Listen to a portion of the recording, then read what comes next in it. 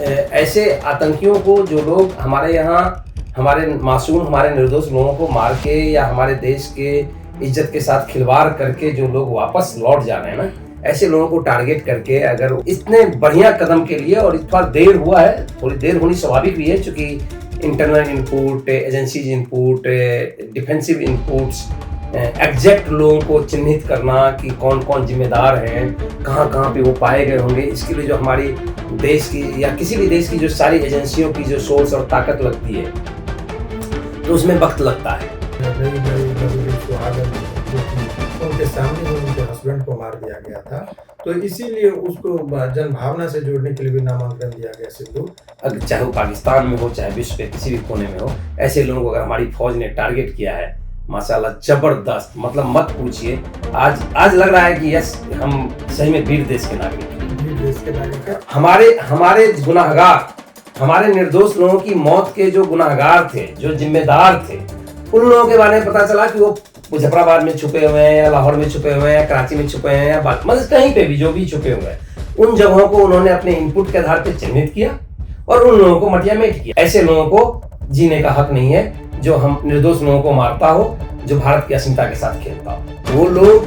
जो आज युद्ध चिल्ला रहे हैं ना, एक्चुअली वो नंगे हैं, एक्चुअली वो अनभक्ति में पागल हैं। उनको नहीं पता कि एक देश की जीडीपी पे इसका क्या फर्क पड़ेगा, उसको नहीं पता देश की महंगाई पे, देश की अर्थव्यवस्था पे, देश के विकास पे, उसको नहीं पता कि और विकास को तो थोड़ी देर के लिए साइड भी कर दो। कभी कभी तो मुझे लगता था रात में मैं सो रहा हूँ, मुझे लगता था भैया जाने वाला युद्ध करने, मुझे भी लेता, मैं भी नेशनलिस्ट हूँ, मुझे भी युद्ध करने का मन है, मेरा भी बाजुओं में खून फरफरा रहा है। पाकिस्तान जो है वो चाहेगा कि भारत को हम अंदर में ही उलझा दें, हिंदू और मुसलमान दोनों में उलझाने का एक साजिश है कि मस्जिद टर्म वो यूज कर रहे हैं। किसी भी हालत में इसको सिर्फ और सिर्फ राष्ट्रवाद का मुद्दा बनाए रखें, इसको अपने देश की अस्मिता के साथ जोड़कर इसको रखें। किसी भी हालत में आप हिंदू, मुस्लिम, सिख, ईसाई या किसी भी प्रकार का जाति धर्म के विभेद का, क्योंकि हर मुद्दे का भारत में इसी तरीके से इस्तेमाल होता है। देखिए, अभी जो हम लोग बैठे हुए हैं, तो ये एक बहुत ही महत्वपूर्ण टॉपिक अभी जो चल रहा है, पूरे जितने भी देश की जनता है उनका यदि नब्ज को टटोलेंगे तो सबके दिलो दिमाग पर एक युद्ध की जो स्थिति है वो दिलो दिमाग पर छाया हुआ है। सभी लोग चाह रहे हैं कि युद्ध हो, अधिकतर लोगों की बात करें। और इसी आलोक में अभी जो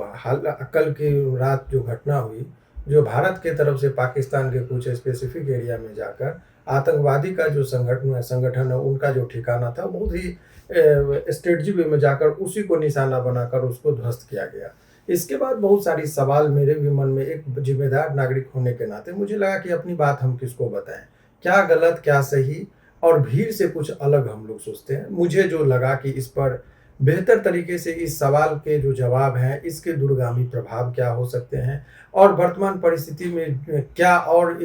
डिसीजन भारत सरकार को लेना चाहिए, इन तमाम मुद्दों पर मुझे लगा कि अपनी मन की बात किसी से शेयर करूं और डिस्कस करूं। तो मुझे बहुत सारे लोगों के बाद एक चेहरा स्मरण में आया जो मुझे लगा कि सबसे बेहतर कॉम्पिटेंट तरीके से इस सवाल का जवाब दे सकते हैं, जिनके साथ खुलकर हम डिबेट कर सकते हैं। तो वो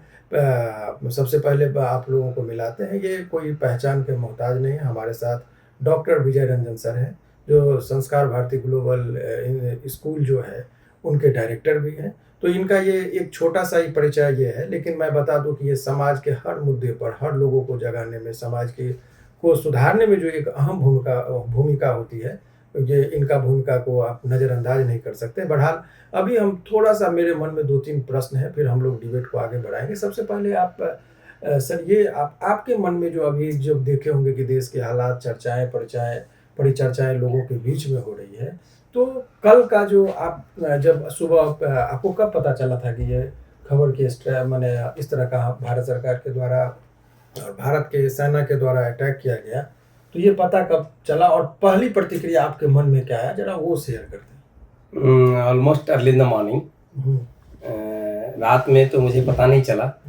कि क्या हुआ। जब मैं सो गया उस टाइम तक किसी को भी पूरे भारत में क्या पूरे विश्व में भनक नहीं थी कि हमारी भारतीय फौज या हमारी सेना या हमारे जो देश के कर्णधार हैं उन्होंने इतना बड़ा डिसीजन लिया है। और पता तो सुबह चली, लेकिन सच यही है कि ऐसी चीज़ें जितनी जल्दी हो सकें, मतलब जितनी जल्दी, जितनी त्वरित कार्रवाई, जिसको त्वरित कार्रवाई बोलते हैं, तो उस हिसाब से ऐसे आतंकियों को जो लोग हमारे यहाँ हमारे मासूम हमारे निर्दोष लोगों को मार के या हमारे देश के इज्जत के साथ खिलवाड़ करके जो लोग वापस लौट जा रहे हैं ना, ऐसे लोगों को टारगेट करके अगर उन लोगों को नेस्तनाबूद कर दिया गया या उन लोगों को टारगेट किया गया, हो सकता है उस क्रम में 2 4 5 निर्दोष जगहें या कोई रिहायशी इलाका, जैसा कुछ मीडिया रपटे आ रही है, सुबह से मैं मीडिया रपटों को देख रहा हूँ, तो कोई बड़ी बात नहीं है। सुबह जानकारी मिली और मैं इतने बढ़िया कदम के लिए, और थोड़ा देर हुआ है, थोड़ी देर होनी स्वाभाविक भी है, क्योंकि internal input, agencies input, defensive inputs, exact लोगों को चिन्हित करना कि कौन कौन जिम्मेदार हैं, कहाँ कहाँ पे वो पाए गए होंगे, इसके लिए जो हमारी देश की या किसी भी देश की जो सारी एजेंसियों की जो सोर्स और ताकत लगती है, तो उसमें वक्त लगता है और वक्त लगना चाहिए। जितने कुछ लोग भारत में, कुछ लोग सनसनीखेज मोड में, खासकर कुछ गोदी मीडिया और कुछ मुट्ठी भर लोग जो एक रायता फैला रहे होते हैं कि तुरंत हो जाए, अभी हो जाए, ऐसा हो जाए, वैसा हो जाए, तो उससे तो देश नहीं चलता ना। देश को तो चलना पड़ता है सिस्टम से। यही बात तो पिछले 50 सालों से, पिछले 10-20 सालों से लोगों को समझाया जा रहा है कि भाई ऐसे नहीं होता है। तो जो भी कदम है, खैर जो भी हो, ये स्वागत है। मतलब स्वागत क्या, मतलब हमें लगता है कि अगर कोई बच रहा है, ऐसे लोग, चाहे पहलगाम घटना से पहले भी बहुत सारे ऐसी आतंकी घटनाएं या ऐसी अनर्गल घटनाएं होती है जो हमारे देश की अस्मिता पर, जो हमारे देश के प्रतिष्ठा पे प्रश्न लगाती है, ऐसे लोगों को चिन्हित करके, अगर चाहे वो पाकिस्तान में हो, चाहे विश्व के किसी भी कोने में हो, ऐसे लोगों को अगर हमारी फौज ने टारगेट किया है, माशाल्लाह जबरदस्त, मतलब मत पूछिए। आज लग रहा है कि यस, हम सही में वीर देश के नागरिक हैं। वीर देश के नागरिक हैं। अच्छा, एक चीज और जो मेरे मन में आया, हालांकि इस बात पर भी हम थोड़ा सा इसके दूरगामी प्रभाव पर भी चर्चा कर लेंगे, लेकिन एक और प्रश्न है जो बहुत ही प्रासंगिक मुझे लगा कि क्या अभी जो ये बताइए कि अभी जो अटैक हम लोगों के द्वारा किया गया या हम लोगों ने जो हमला किया, वो पर्याप्त है या इससे और बेहतर होना चाहिए? संतोषजनक है या पहली बात सर, सॉरी सर, ये जो फिर यहाँ पे क्या हो रहा है ना, मैं देश के साथ हूँ। मुझसे बड़ा नेशनलिस्ट इस देश में कोई नहीं है जो देश की चिंता करता है, देश के बारे में सोचता है, समाज के बारे में सोचता है, दिन रात समाज गरीबी, समाज उत्थान, इसके बारे में सोचता है। मैं फिर बोल रहा हूं, पहली बात ये अटैक नहीं है, this is the simply strike जो करीब करीब 30 40 50 सालों से देश में, जब भी आप एक कंट्री होते हैं, जब भी किसी कंट्री में, जब से खासकर स्ट्राइक मीन्स, स्ट्राइक का मतलब अमूमन क्या होता है कि वो थल सेना के जरिए भी होता है, रॉ एजेंट्स के जरिए भी होता है, इंटेलिजेंस के आदमी के द्वारा भी होता है, जल सेना, मतलब वो जो आप जलीय रास्ते से जाके भी आप किसी कंट्री में जाते हैं। स्ट्राइक का मोटा मोटी मतलब ये होता है जो एयर स्ट्राइक होती है, जहां तक मेरा संज्ञान है। तो मेरा मानना ये है कि ये एक एयर स्ट्राइक है जो बरसों से हो रही है, जिसका प्रचार पिछले 10-15 सालों में स्थानीय सरकारों ने इसको अपने तरीके से, इसको मास मैन या मास मीडिया या मास लोगों को इसके बारे में जानकारी देके एक सनसनीखेज माहौल बनाया। जहां तक मेरा संज्ञान है कि ये सदियों से, बरसों से रॉ के थ्रू, आईबी के थ्रू, सीबीआई, मतलब जो भी होते हैं, जो एक इंटेलिजेंस एजेंसी होती है, एनएसए, आज की तारीख में NSA is the important thing. तो ये चीजें चलती रहती है और ये स्ट्राइक, मतलब इसको युद्ध नहीं बोल सकते, मतलब ये एक अटैक नहीं बोल सकते। हमारी सेना ने, हमारे लोगों ने किसी भी कंट्री पे अटैक नहीं किया है। हमारे गुनाहगार, हमारे निर्दोष लोगों की मौत के जो गुनाहगार थे, जो जिम्मेदार थे, उन लोगों के बारे में पता चला कि वो मुजफ्फराबाद में छुपे हुए हैं या लाहौर में छुपे हुए हैं, कराची में छुपे हुए हैं या मतलब कहीं पे भी जो भी छुपे हुए हैं, उन जगहों को उन्होंने अपने इनपुट के आधार पर चिन्हित किया और उन लोगों को मटियामेट किया। ऑलरेडी इससे पहले 3-4 दिन पहले इस ऑपरेशन सिंदूर, जिसको लोगों ने हाइप दिया, इससे पहले ऑलरेडी कश्मीर में भी उन लोगों के कुछ 2-3-4 चिन्हित लोगों के घरों को उड़ा दिया गया। उड़ा देना चाहिए। ऐसे लोगों को जीने का हक नहीं है जो हम निर्दोष लोगों को मारता हो, जो भारत की अस्मिता के साथ खेलता हो। तो देखिए, एक चीज है, अब थोड़ा मूल बात पर आते हैं। ये एक नई परंपरा चली है कि पिछले बार भी जब पुलवामा हमला हुआ था तो हम लोगों के द्वारा सर्जिकल स्ट्राइक किया गया था। उस टाइम में ही सर्जिकल स्ट्राइक का मीनिंग भी बहुत लोग, कॉमन लोग समझे। हाँ। इस बार जो ऑपरेशन है सिंदूर ऑपरेशन के नाम से दिया गया। खैर, उसके पीछे भी सरकार की लॉजिक है कि क्योंकि वो जो सीन था जिसमें नई नवेली सुहागन जो थी, उनके सामने ही उनके हस्बैंड को मार दिया गया था, तो इसीलिए उसको जनभावना से जोड़ने के लिए भी नामांकन दिया गया सिंदूर। तो खैर उस पर भी हम लोग आएंगे, लेकिन एक जो चीज़ें हैं कि पहले का हिंदुस्तान, जो गांधी जी के टाइम का हिंदुस्तान और जिस टाइम में भारतीय संविधान बना, और गांधी जी हमेशा सत्य और अहिंसा के मार्ग पर चलते थे। हालांकि अभी वो जिक्र करना उचित नहीं है, लेकिन वो कंसेप्ट को भी लोग जो कहते हैं कि मैं असली देशभक्त हूँ क्योंकि गांधी के बताए हुए रास्ते पर चल रहा हूँ, और गांधी जी के रास्ते में बहुत लोगों ने उनकी कड़ी आलोचना आज के दौर में कर रहे हैं कि वो उनका जो ये था वो कायरता वाली बात है, हम लोग बर्दाश्त नहीं कर सकते हैं। तो युद्ध को टालना बुद्धिमानी है या कायरता के नजर से देख रहे हैं? धरती पे सैकड़ों सालों से हर बुद्धिजीवी ये बोल के गया है कि युद्ध एक ऐसी चीज है जिससे किसी का भी भला नहीं हो सकता। वो लोग जो आज युद्ध युद्ध चिल्ला रहे हैं ना, एक्चुअली वो नंगे लोग हैं, एक्चुअली वो अंधभक्ति में पागल हैं। उनको नहीं पता कि एक देश की जीडीपी पे इसका क्या फर्क पड़ेगा, उसको नहीं पता देश की महंगाई पे, देश की अर्थव्यवस्था पे, देश के विकास पे, उसको नहीं पता कि और विकास को तो थोड़ी देर के लिए साइड भी कर दो। आपको नहीं पता है कि आज तक जितने आप अगर बहुत ज्यादा पुराने युद्धों में न जाएं, अगर प्लासी न जाएं, अगर वो राजा महाराजा के युद्ध पे न जाएं, अगर मुगलों के टाइम के युद्ध पे न जाएं, अगर सिर्फ 2-3 युद्ध को भी अगर पकड़ ले, first world war, second world war, अगर इन युद्धों को भी अगर आप पकड़ लें, तो आपको ये पता होना चाहिए, या आम जनता को ये पता, उन्होंने पढ़ा नहीं सर, उन्होंने पढ़ा नहीं कि एक युद्ध का मतलब जो जेन्युइन चीजें होती है उसके अलावा लाखों मासूम निर्दोष मतलब लोग। आज तो पाकिस्तान से भी ऐसी खबरें आ रही है, आज तो पाकिस्तान से भी ऐसी खबरें बीबीसी एएनआई के जरिए आ रही है कि इस मस्जिद को निशाना बना लिया गया। फेक होगा, और ये हो सकता है। मैंने आपको याद होगा, मैंने पिछले वीडियो में एक बात बोली थी कि अगर 10 आतंकवादी अटैक कर रहे हैं तो जैसे एक आतंकवादी किसी से कलमा पढ़वा सकता है या किसी को गलत दिशा में लेके जा सकता है, वो एक अलग चीज है। लेकिन अब उसके साइकोलॉजी को समझना होगा, जिस पर हम एक सेकंड, युद्ध जो है ना, जब आपके आन बान शान पे आ जाए, जब आपकी अस्मिता पे आ जाए, तो कोई फर्क नहीं पड़ता विकास कहां जाएगा, निर्दोष कहां जाएगा, मरेंगे कि जिएंगे, तब जाके युद्ध का विकल्प होता है। चाहे समाज के निचले तबके के लोग हों, चाहे एक छोटा सा युद्ध हो, चाहे वो देशीय युद्ध हो, देश मतलब एक कंट्री लेवल पे युद्ध हो, युद्ध कभी भी विकल्प नहीं होता। एक युद्ध आपकी करोड़ों अरबों खरबों इन्वेस्टमेंट, आबादी, उसका डिस्ट्रैक्शंस, आप बिलीव करेंगे। आप अगर किसको याद है नागासाकी और हिरोशिमा? किसी को याद है जापान का नागासाकी और हिरोशिमा, जहां अगर एटम बम गिराया गया, पहला एक्सपीरियंस हुआ वहां एटम बम गिराया गया, और आज तक पता चलता है कि आज तक वहां पे विकलांग बच्चे पैदा हो रहे हैं, आज तक वहां पे विकलांग बच्चे पैदा हो रहे हैं। किसी को होश नहीं है इन चीजों का, सभी उन्माद में जी रहे हैं, सभी उसके पीछे अपना जाति, धर्म, पार्टी, फलना चिलना ढकना, बेवजह ऐसी ही चीजों के लिए मेरे दिमाग में बार बार ये बात आती है। कभी कभी तो मुझे लगता था कि रात में मैं सो रहा हूं, मुझे लगता था कि भैया जाने वाला युद्ध करने, मुझे भी ले चल, मैं भी नेशनलिस्ट हूं, मुझे भी युद्ध करने का मन है, मेरा भी बाजुओं में खून फरफरा रहा है कि वो आतंकवाद, पाकिस्तानियों नहीं, मेरे बाजुओं में खून फरफरा रहा है, मुझे पाकिस्तानियों की बात मैं नहीं कर रहा हूं।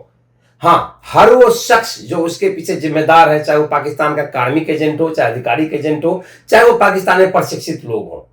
ऐसे लोगों को सबक सिखाने के लिए हर देशभक्त का बाजू में खून फरफरा रहा है। लेकिन युद्ध कभी भी जरूरी नहीं होता है, युद्ध कभी विकल्प नहीं होता है, ये बातें इन लोगों को समझनी चाहिए। देखिए, बहुत ही महत्वपूर्ण चीज आपने लोगों को समझाने की कोशिश किया कि गांव में भी आप देखते होंगे कि दो परिवार के बीच में जब झगड़ा होता है, तो जो उस दोनों परिवार में झगड़ा करने वाला जो होता है वो अल्पज्ञानी होता है। वो झगड़ा को ऐसा सिचुएशन क्रिएट कर देता है नासमझी में कि वो तनावपूर्ण स्थिति तो आ जाती है, लेकिन खामियाजा दोनों परिवार के लोगों को, जो बुद्धिमान होते हैं, समझदार होते हैं, गार्जियन होते हैं, उनको भी झेलना पड़ता है। बहरहाल अभी वो निगेटिव चीज में हम लोगों को बात करने का वक्त नहीं है। हम लोगों ने इस तमाम तरह के मुद्दों पर इसलिए चर्चा करने का कोशिश किया अभी कि बहुत जो सरकार है वो बहुत सूझबूझ और समझदारी के साथ जो ये ऑपरेशन सिंदूर चलाया, बहुत खास जगह को टारगेट किया, और खास जगह में उन्होंने आम जनता को, उन्होंने अपने बयान में भी इस बात का पुष्टि किया कि उनका उद्देश्य वहाँ के आवाम को परेशान करना नहीं था। जो आतंकवादी संगठन के लोग हैं, जो उनको संरक्षण दे रहे हैं, जो उनको वहाँ पर अपने यहाँ ठिकाना दे रहे हैं, उनको तबाह करने का इनका उद्देश्य था। अभी इस बीच में अभी विजय सर ने बताया कि मस्जिद की बात बहुत ही फैलाई जा रही है यहाँ वो जैसे अपने देश में लोग फैलाते हैं ना, उसके पीछे की साइकोलॉजी क्या है? 20 आदमी की वजह से वो कश्मीरी की वजह पूरे की पूरी कश्मीरी मुसलमान पूरा का पूरा मुसलमान को मारा पीटा जा रहा है, वो उस टाइप की बात। यस, ये बकवास है। ये मस्जिद आ गया होगा चपेट में, अगर आ भी गया तो मुझे कोई चिंता नहीं। अब यहाँ पर ये समझने की बात है, वहाँ केवल मस्जिद को नहीं टारगेट किया, नहीं मस्जिद टारगेट नहीं किया गया, और ये बातें हमारे देश के सैनिक कभी भी उसको टारगेट नहीं अभी इस पूरे दौर में मुझे ये बात कहने में कहीं कोई अतिशयोक्ति नहीं है कि अभी पाकिस्तान जो है वो चाहेगा कि भारत को हम अंदर में ही उलझा दें, हिंदू और मुसलमान दोनों में उलझाने का एक साजिश है कि मस्जिद टर्म वो यूज कर रहे हैं। यहाँ गुमराह होने की जरूरत नहीं है, बिल्कुल। और हिंदुस्तान के जितने भी, अभी आपको बता दें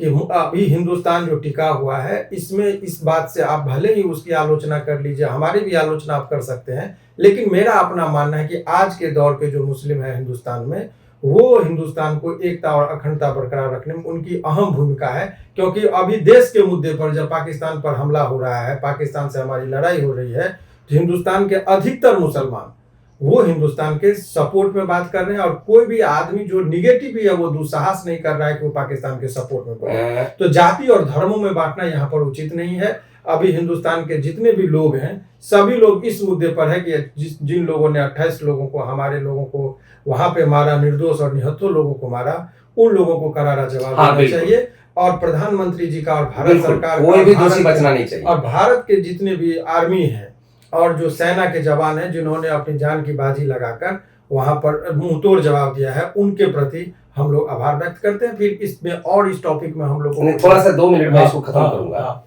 आपने जो बोला ना कि थोड़ा सा मुझे इस पे कि पाकिस्तान का ये मोटो होगा कि उस मस्जिद के बहाने या रिहायशी इलाके के बहाने हम भारत के मुस्लिम और हिंदू में वो विभेद पैदा करें, इसके लिए पाकिस्तान की जरूरत अपने देश में है नहीं। अपने देश की सरकार और उसके गुर्गे ही काफी है। सॉरी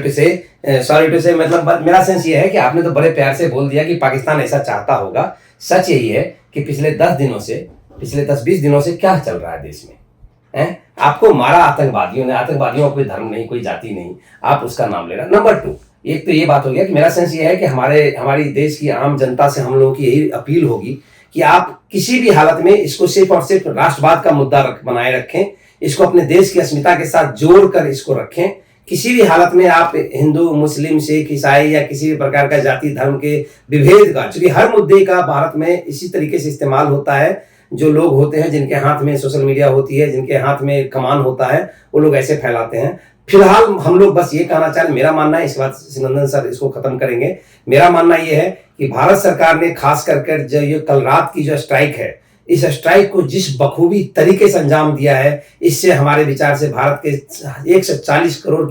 140 करोड़ जनता को दिल से गदगद होना चाहिए, उनका आभार व्यक्त करना चाहिए, नंबर 1। और नंबर 2, खासकर इस घटना के बाद भी जो नैरेशन सेट किया, जिस घटना के जरिए ये जो स्ट्राइक के जरिए जो उन्होंने पेश किया, खासकर सुफिया कुरैशी के हाथ में कमान देना, खासकर वो लेडीज के हाथों में कमान देना, नाम इसका ऑपरेशन सिंदूर रखना, ये बहुत सारी ऐसी चीजें हैं जो आज लगा कि नहीं, पहली बार देश बहुत ही अच्छे डिप्लोमेटिक तरीके से पूरे विश्व के सामने भारत ने अपना वर्चस्व लड़ाया, अपना परचम लड़ाया, और उन्होंने बताया कि हम वो नहीं है जो हमारी गोदी मीडिया, जो हमारे अंधभक्त लोग, जो हमारे देश की थोड़ी बहुत उन्मादी लोग जो भी लोग हर चीज को धर्म जाति में जोड़ के लोगों को परेशान करते हैं, शायद ऐसे चीजों से बाहर जाके भारत सरकार ने इस बार सोचा है। इसके लिए भारत सरकार, उनके तमाम विपक्ष जो एकजुटता दिखाई गई पिछले, जब से पहलगाम घटना हुई अप्रैल अभी से लेकर अभी तक, मतलब पिछले 12 दिनों को पकड़ लें, अगर 12-15 दिनों को अगर पकड़ लें हम लोग, तो जो भी चीजें दिखाई गई है, पूरे देश उसके लिए धन्यवाद के पात्र हैं। हाँ, हमें ये नहीं पता कि नीचे जो सोशल मीडिया या आम जन या चौक चौराहे पे या चलते फिरते या दुकानों में या सड़कों पे जो लोग अभी भी वैमनस्यता का राग अलाप रहे हैं, ये जो बीजारोपण उन लोगों ने ही किया है, जिनको मैं आज धन्यवाद कर रहा हूं, पता नहीं इसका समाधान कब होगा। बस मेरा तो यही मानना है। देखिए, बहुत ही एक चीज और, चूंकि डिबेट को थोड़ा सा एक लाइन और बता देने कि जो कुछ लोग ना समझी में, जिनको इतनी गहरी बात को समझने की पकड़ नहीं रखते हैं, वो लोग बहुत ज्यादा उन्मादी होकर और ललकारा दे रहे हैं। उन लोगों को थोड़ा संयम, भारत सरकार और यहाँ की सेना और हमारे जो भी सरकार है, पक्ष विपक्ष के लोग हैं, सभी लोग इतना कॉम्पिटेंट है कि वो सही निर्णय लेंगे। हाँ, बिल्कुल। और हम और ले रहे हैं। और लिया है, इस केस में दिखा है। और समाज के अंदर कोई भी ऐसी बात ना करे जिससे तनाव हो। आपको जानकारी के लिए बता दें कि हमारा शत्रु पाकिस्तान जितना है उतना ही चाइना से भी हम लोग को सावधान रहने की जरूरत है। चाइना भी चाहता है कि ये लोग उलझे, चाइना को अपना अलग इशू हो सकता है, अमेरिका भी चाह रहा है कि उलझेंगे तो हमारे शरण में रहेंगे, तो बहुत फिर जितने भी मुस्लिम कंट्री है, तुर्की है, अरब है, उन लोगों को भी साथ मिल सकता है। इसीलिए ये लड़ाई जितनी आपको दिख रही है वहीं तक सीमित रहने की संभावना नहीं है अभी। इसीलिए कोई भी आप चुपचाप और हम और आप सरकार का जो निर्देश हो उसका पालन करना चाहिए। भारत सेना के साथ हम लोग हैं, उनका जो भी निर्देश होगा पालन करेंगे, लेकिन इससे बचना चाहिए। और ऐसी कोई स्थिति आप ना उत्पन्न करें जिससे भारत के भीतर तनाव